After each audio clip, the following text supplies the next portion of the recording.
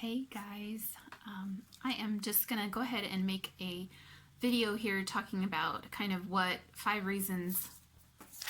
reasons that we are going back to A.C.E this coming year. I made a video last year, 1 year ago, saying 3 reasons that we were gonna stick with A.C.E, and we didn't. We decided to do something different because of many reasons. Part of it was just listening to a lot of Charlotte Mason podcasts and how, just what an amazing education you can give your children with literature-based learning and all of these things. And we tried it out just a little bit and we had some success and I enjoyed it. And so I bought a literature-based curriculum, which we really enjoyed, but I really hit like maximum burnout this year. And that is reason number one that we are going back to A.C.E is that I am very overwhelmed right now. So overwhelmed that I didn't even realize it until I developed the shingles a couple weeks ago, and I'm going to put out some videos about that. But I have 6 kids, and my older 3 are just amazing. They will do whatever I ask them. They're precious kids. They love to learn, as I've talked about in some of my other videos.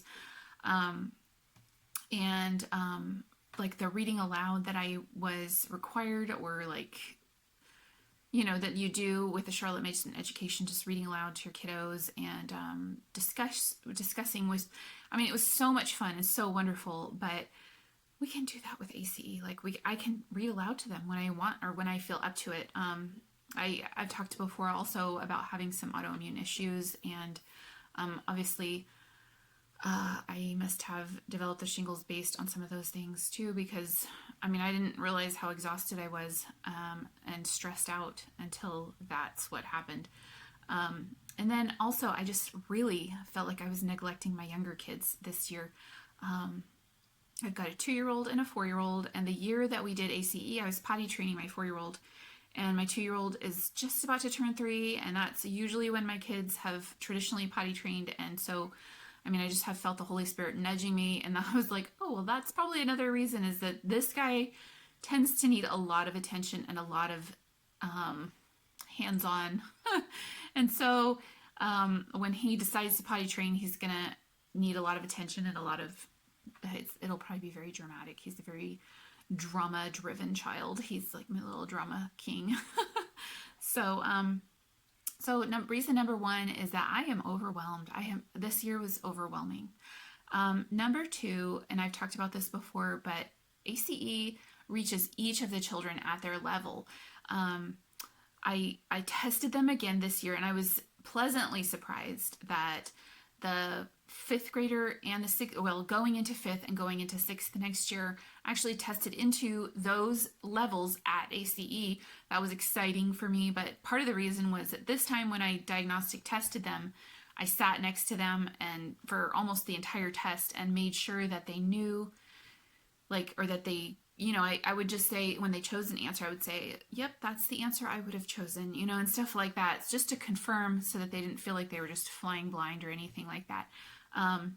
But I actually deleted the video that I had talked about this a little bit. I wanted to do a little bit better video, but my 8th and 5th grader, I've got children going into 5th, 6th, and 8th grade next year. Those are my 3 oldest. And I was looking at a history program for all 3 of them to do, and it's written for 5th to 8th grade. And my 5th grader is very much just starting to read really well and comprehend really well, long chapter books. I actually thought she was more of a 3rd or 4th grade level, but she tested into the 5th grade level with A.C.E. My 8th grader, I didn't even have her tested because I used the A.C.E social studies with her, the 7th grade, because it has Texas history, and I wanted her to have Texas history, and I liked their career definition. A whole semester is on careers, and I just really liked that because she didn't know what she wanted to do for her career, and so it gave her kind of a huge introduction to what's out there. I didn't really have that. I had my dad in the military. My mom was kind of a teacher, and it was like, oh, well, those are the things you can be. You can be a teacher or you can go into the military. Those were kind of presented to me, and sometimes I look back and I'm like, I could have been an engineer. I have those tendencies, and my husband's an engineer, and Anyway, so it was nice to present those kinds of things to her, and just say, the world is your oyster, or what are your interests, and she actually thought she might like graphic design, and so I found a free graphic design course for her and a free graphic design app, and we download it on the computer, and all the kids play on it. Anyway, that's a little tangent, but all that to say, I didn't test my 8th grader because she's already been doing the 7th grade social studies. But putting them in the same level of reading or history was just very concerning to me. Like, I just did not think that would be a successful endeavor. Like, my 8th grader could possibly be reading high school and even college level stuff. She's very interested in Greek mythology, and I bought her a mythology book, which she just completely ate it up. And my 5th grader never reads. She hates reading. And so the children thrive with success at their level, or even just a teeny bit below their level. And so trying to push my little 5th grader to keep up with my 8th grader was not going to work. Like, my 8th and 6th graders are very academic. My 5th grader is not. So I was struggling, like, should I put her with my upcoming 2nd grader? I just don't know. And the Holy Spirit just kept nudging me to put them at their level, because she's the one, my little 5th grader is the one that just really succeeded and enjoyed A.C.E. last year. And this year she's been completing her animal science from last year and her word building paces, and she just loves it. And I just love to see her enjoying them this year as she's completing those. Number 3, the third reason that we're going back to A.C.E. is the biblical verses and the worldview. I mean, maybe these are two separate things, but I should talk about the biblical worldview. Like, the first time I did it, my oldest was in 6th grade, and like, the 6th grade social studies is church history from creation all the way through biblical history, all the way through the Scottish reformers and missionaries. Like, it is just incredible. And some people who jump into A.C.E., they see this and they're like, oh, is it all just Christian history? Don't they teach world history? Don't they teach American history? And it's like, well, nobody else teaches Christian history. Like, don't we want our kids to know the history of Christianity, like the full in-depth history of Christianity? Like, it was so refreshing and exciting to see her studying that stuff that I didn't even know. And so that was thrilling to me, and that was I was really happy to see that. And then every single pace, which is what a little booklet is called, each subject is split into 12 booklets, and they're called paces, or packets of accelerated Christian education. And then then there's, like, who knows how many subjects. Like, there's either 4 to 7 different subjects. And so, each pace is memorizing a different Bible verse. And so the child is memorizing simultaneously 4 to 7 new Bible verses. And then they're doing 12 per subject per year. And, they overlap, some of them. And they're also learning character traits. Like, it's just, some Bible memorization is something that we haven't been able to get into our large family. It's just very hard for us to get to Awanas. Awanas, when I've done it, has felt a little bit like an added burden, like more homework for mommy to keep on top of, instead of, because my kids are just, for some reason, not very well. We tried it with our oldest, and she was totally not motivated, but she's very motivated to do the pace memorization, and it just gets it into their little brains. And I love that. I just love that that's built into the curriculum. What a weight off of me. And we memorize stuff as a family, but it's so great to know that they are also memorizing all these verses. They're going to have all of these very important things written on their hearts. Number 4, the curriculum promotes independence. And this is one of the things that we had a lot of difficulty this year. And as the year progressed, more and more difficulty as I got stressed out, or things happened, or, just grocery shopping. It was hard to build in grocery shopping and things like that. But just gathering everybody and starting a family style learning program. I mean, it always sounds so wonderful and so delightful, but it can turn into me pulling the children away from things. Let's say they've all finished all of their personal subjects for the day, and so they think they're free to go watch, my son just asked me if he could watch an origami video, or learning about airplanes, or just all of the different things that they love to pursue in their free time. And then I'm pulling them in to do a history or a science or a Latin or, which, we're probably going to continue with Latin, but it's so difficult to like get everybody together. And then all of a sudden I'm in the middle of reading a chapter and the 2-year-old and 4-year-old are screaming and fighting in the other room. And it's been kind of a nightmare, to be perfectly honest. And I know that some mamas are really good at doing this. I'm not, and it is extremely stressful to me. Like as an introvert, maybe I should do an introverted mama homeschool. But as an introvert, I need a quiet, orderly household. And when I'm trying to do school with 3 children or 4 children, when the 7-year-old sits in, and then the 2 little guys are screaming and fighting or throwing stuff at each other, bashing each other in the head with blocks, like I can't do it. Like I can't concentrate. It just ratchets up my intensity level and my stress level. And so for them to be able to do all of their subjects independently and then, like discuss them with me, what my kids love to learn. And so they will come to me with stuff that they've learned. They'll tell me interesting facts about this and that animal that, the fun thing about A.C.E is that sometimes they just have random little fun facts built into their curriculum. The word building, like I noticed they had like a little thing about moose, and that moose can swim and they're very good swimmers even though they're such huge animals. And it was like, okay, that's a random fact, but that's kind of fun, like to break up the monotony of the paces. Okay, number 5 is the price. Now, A.C.E is not the cheapest. I was a private school teacher, however, at a Christian school, and we used a lot of Abeka the first year that I worked there. We later switched over to more classical and like Veritas Press and like other stuff like, well, I don't want to mention all those curriculum here, but I was very impressed with just how Abeka was very like drill and just really, especially their math was just it reinforced stuff every single day. Like they just got a tiny bit of review of everything every day, and it just built very slowly and incrementally. And it was such a nice curriculum. And I thought, I'm going to use Abeka when I homeschool, because I decided to homeschool as a single teacher before I even met my husband, because I just saw the freedom that I had as a private school teacher rather than a public school teacher. And I thought, like, how much more freedom can I have as a homeschool teacher, like to take my children and expose them to so much more?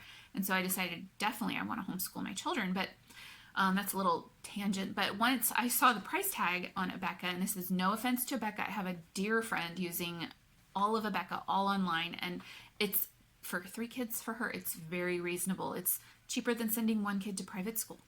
And that is how I feel about A.C.E.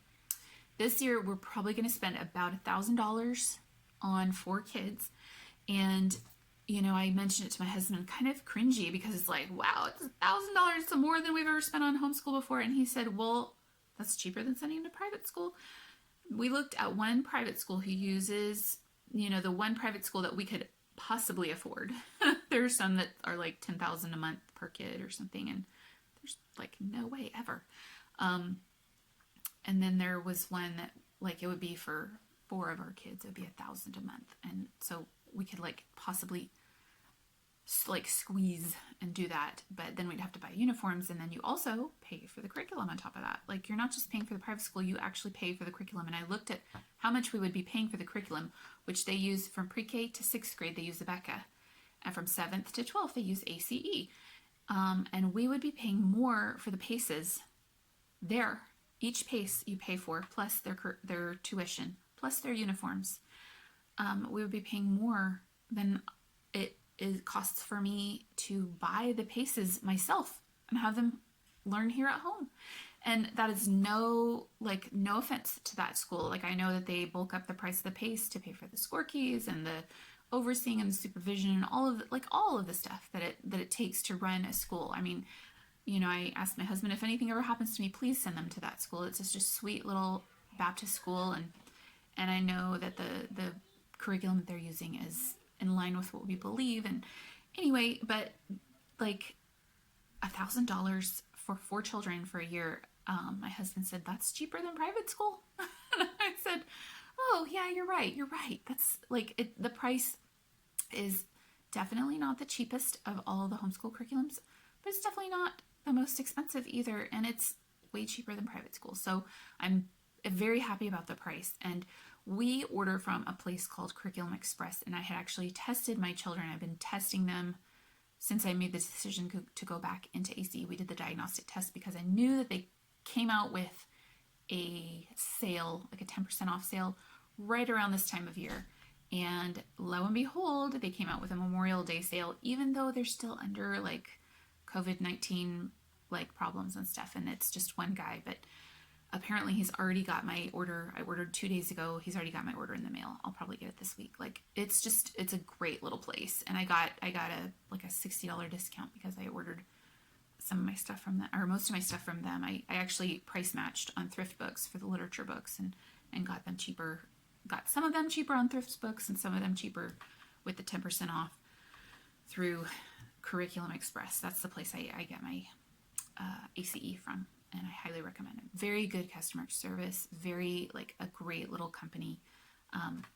Okay, and then number 6, I think I sort of already addressed this a little bit, but this is a big deal, is worldview. A lot of curriculums, we used Story of the World one year, and it didn't even dawn on me until I was reading some of the reviews about Story of the World, but they don't even start out with creation. Like that's actually a secular worldview of history. And they almost talk about the Bible as if it was one of the myths or one of the stories. And, me being the tired, worn out mama that I just was like, this is great. They have an audiobook and they can just read it to my kids and they can color pages and da-da-da-da-da. And they're, part of it is they have you building a temple. And it's like, wait, should we be building a pagan temple on our kitchen table? And like, should we be like presenting Abraham as if he was just one of the myths alongside this and that guy? It's just, and so sometimes we mamas need other wiser homeschool mamas or other homeschool mamas who have their little flags go off to come and remind us of these things. And I'm just so thankful for people who do that. And so A.C.E. is always like just dogmatically biblical, like so biblical. They use the King James Bible version and everything goes back to the Bible. I'm like almost to the point of like what we would call ad nauseum, but that's how I live my life. I mean, I want to do that. I don't know if y'all have been paying attention to some of the things coming out in the news lately. There are some channels on YouTube that are exposing some of the things that celebrities are involved in and that they are promoting. And, a lot of it, just, I don't want to go into too much detail because that's not what my channel is about. But after this COVID-19, like being locked up and sitting and researching things on the internet for hours and watching videos of celebrities covering one eye or doing this, and this doesn't mean peace. If you want to know, go look it up. This kind of stuff, like this is some bad stuff that's going on, and they're promoting this in the movies. They're promoting things that Christians know, who know their Bible and know the Lord and know His plan. His plan is for the family. His plan is for His plan is for good and righteousness to reign. And so all of these things that are like constantly thrown in our faces, and then on top of that all, like the things that I read in high school that I think, oh, well, we have to have our children read all of this literature that I read in high school. I've got to have them read 1984. I've got to have them read Brave New World. And I've started wondering, like, is that actually like, it's not just actually like literature. It's actually, I mean, is it programming? Is it like brainwashing us to expect something like this to happen? And so I have started to like deeply rethink how we are educating our kids, what we are allowing into their ears and eyes, and just what we are allowing our children and ourselves. Like I need to be aware of what I'm allowing into my own eyes and into my own ears.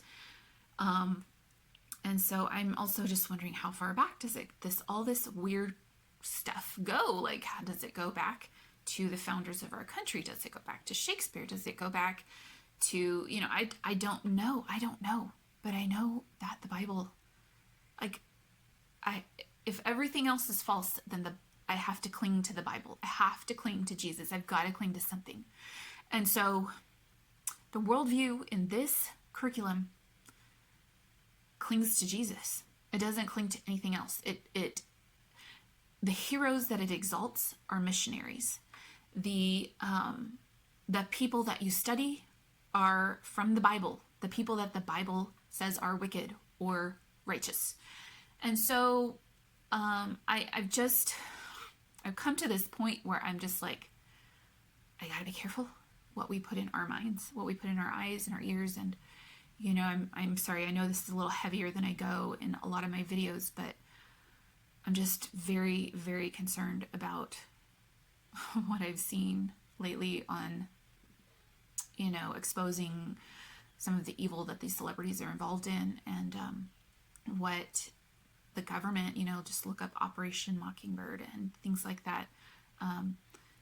There are some pretty crazy things that the government and Hollywood are doing to our society, and the only way that we can fight back is through our worldview and through just knowing the Bible and knowing that God created each of us individually in his image to do great things for his kingdom, and with a unique calling, not just to be sheeple or people, just obedient workers, or anyway, I feel like I'm rambling a little bit, but I don't know if dystopian literature like Brave New World in 1984 is necessarily something that I need to introduce my children to. I mean, maybe the only dystopian literature that they need to be introduced to is Revelation. There's so, I'm sorry, this is getting probably a little bit long. Put me on 1.5 if you want. Put me on 1.25 or 1.5 or 2x or something, like if you want me to go super fast. Sorry, sometimes I do that just to get through the video quicker. But we just started reading this. Is this backwards? We just started reading Missionary Stories with the Millers. I got this on sale from Sunlight. They were having a sale. And these are like just little 5-page, little bite-sized chunks of missionaries. And I just think this is the kind of stuff that we need to be putting in our children's minds. Stories of deep faith, like incredible faith, God moving in your heart to talk to a person or to move on, and then the place where you were before just got struck by hailstorms and you would have died, or we just read a story about a postman who stole a package because it came from America, rich America, and he opened it up and it was the New Testament. So he said, well, I'll just start reading. It's from America. And he started reading this New Testament. And by the 4th gospel, he was converted and he was in love with Jesus. And, just like the amazing stories of protection and conversion. And these are the kinds of stories that we need to be putting in our hearts and our children's hearts, not this. Have y'all been watching Netflix lately? I can't even, there's nothing on there. It's all horror and fright and trying to scare you and trying to talk body switching and worst case scenarios and creepy crap. I mean, there is some freaky stuff on there. There's almost nothing that my husband and I want to watch and then try to go to sleep at night. We can't do it. And one of the reasons we don't want to do it is because we don't want to be desensitized to this stuff that they're putting out there. I don't want to be desensitized. So anyway, this is why I am choosing this year to put this Bible-based curriculum in our home. Everything is revolving around the scriptures. Everything is revolving around the Bible right now, because my children, when they grow up and move out, they have a choice how to run their lives. I'm not going to be in control anymore, but right now I'm in control. And the most important thing to me is the Bible. And so that's what we're doing. We are doing all sorts of Bible stuff, as much Bible into their little brains and to their little hearts as we can. So anyway, that's all that I have for you, and God bless you guys. Thank you if you've gotten this far. This is a really long video. I love you all. God bless.